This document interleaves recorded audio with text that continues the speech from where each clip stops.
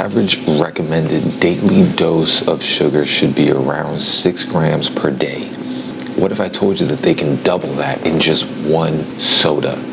This is what Americans are eating every single day of the week. We are tripling the amount of sugar on the body. And I'm going to tell you right now, it's not good. And this is the reason for a lot of the chronic diseases. It's in pretty much everything. You can look at everything in the grocery store, and typically it has sugar, because on top of all of that, it's a preservative for most things. So they dump it in pretty much everything. So when you eat sugar, your brain gets triggered in a way that makes it crave more of it, almost similar to an addict. This is what sugar does to your brain. This is why you've heard the story of McDonald's and basically how they put sugar in their burgers. So it makes you crave more of it. This is the reason why when you eat a cookie or a donut or whatever it is, you typically want more than just one. And there's a reason for that, because sugar goes into your system under the dopamine and it makes you crave more of it. And this is why so many people, they have a sugar addiction. This is why in our world now, everything contains sugar, because it gets you addicted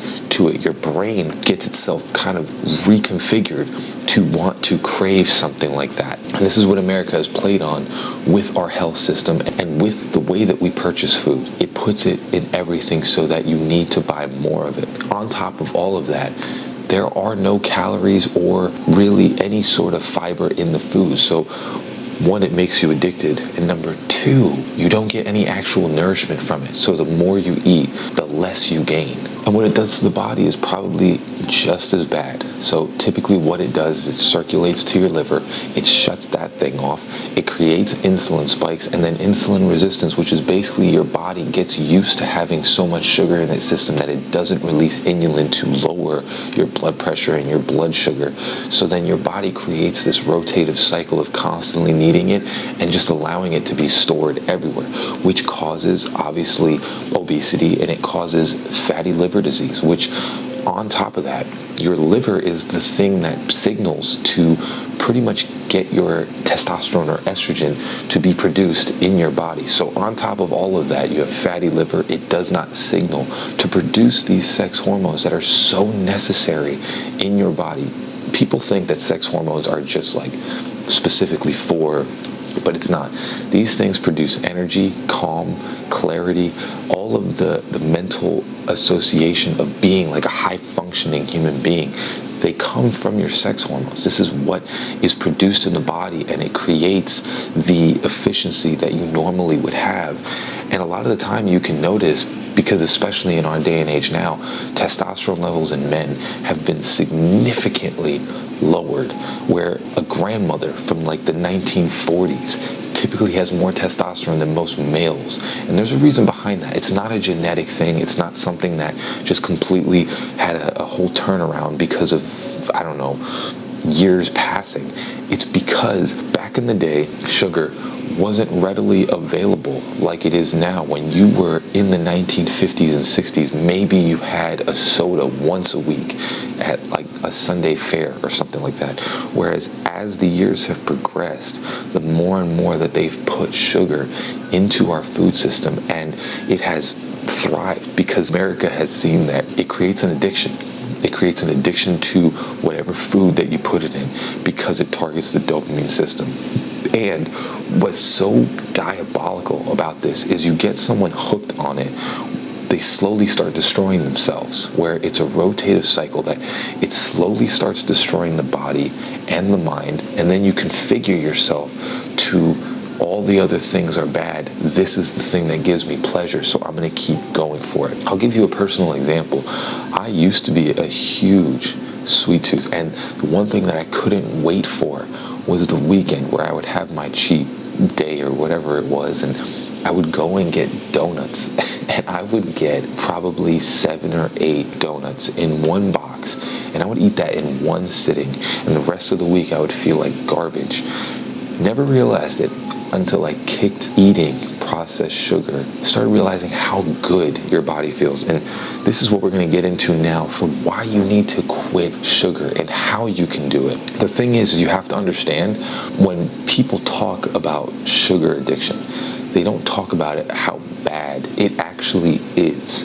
And one of the things that I noticed in my personal dealings with sugar is it's an addiction. It really is an addiction, and it's just like alcohol. It's just like all the other things in this world. It's an addiction that you have to kick.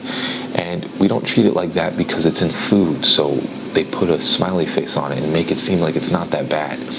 When you kick the sugar addiction, one thing that your body ends up doing, which this is proof why God created such an amazing temple, is it starts regenerating. When you eat sugar, you have to understand that insulin resistance, all of those things that happen, it's your body getting used to ingesting this, and it has to reconfigure itself in order to ingest it and to be able to properly function. It's the same thing with alcohol and all the other things. Your body has to reconfigure itself to be able to ingest this. And when you get rid of it, you're going to feel effects. You're going to feel like the effects of an addict when you crave these things. And it's going to last for a little bit. But what ends up happening is your body regenerates. Your liver starts cutting the fattiness out of it and starts becoming the same way that it was supposed to be. And after probably 2 months of not eating any processed sugar, you're going to start to see the effects of you sleep better. You feel more alert throughout the day. You don't have midday crashes like you normally would. I remember I would crash at like 3:30, 4 o'clock, and I would have to dump coffee in my system in order to function. Whereas now I just drink 1 coffee a day and I last the entire day, no crashes at all until I go to sleep. All of these things start coming to fruition, and your mental clarity becomes supreme, where you don't have the anxiety and the stress attacks and the panic attacks and all those different things that you normally would when you cut sugar out. Because this is what it does to your body. It destroys your gut biome, and your mental clarity, your mental focus, your mental energy completely gets depleted, and all it's focused on is getting the next fix, similar to an addict. So when you cut sugar out, it's probably the one thing that I think everyone needs to do that will showcase that medication and all the things that, doctors will throw up on you and give you pills and this, that, and the other thing. They'll tell you you need that, and you need this, and you need that. The reality of the situation is if you cut sugar out, half of your problems are probably going to get solved, because it's just that bad for you. And the problem is that America doesn't tell you that this thing is almost like a drug, if not is, and that it's got pretty much everybody in America hooked on it. Make sure you guys hit that like and subscribe if you enjoy this video. As always, I don't know. Thank you so much for watching. Peace. Yeah, I guess I'll end it like that. I don't know. Gotta get a better intro, outro.